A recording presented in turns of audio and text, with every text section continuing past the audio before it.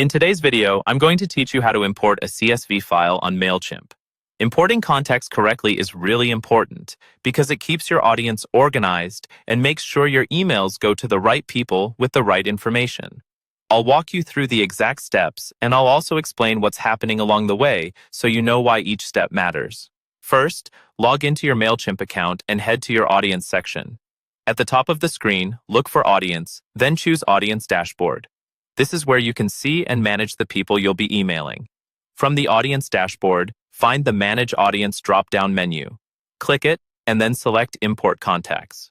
This tells Mailchimp that you're about to bring in a list of people from an external file, like a spreadsheet.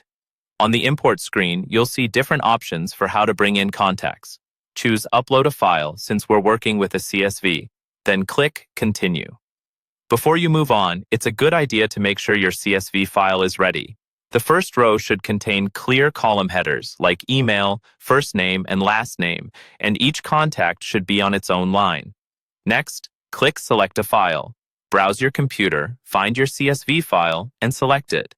Alternatively, you can drag and drop the file into the Upload area if that's easier for you. Once the file is in place, click Continue. Mailchimp will process the file and prepare the data for matching. Now click Continue to Match. This step is where you tell Mailchimp what each column in your CSV represents.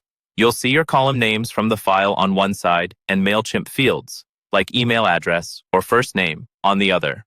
Make sure the email column is correctly matched to the email field because this is required. Then go through the rest of the columns and match them to the appropriate fields or choose to skip any columns you don't need.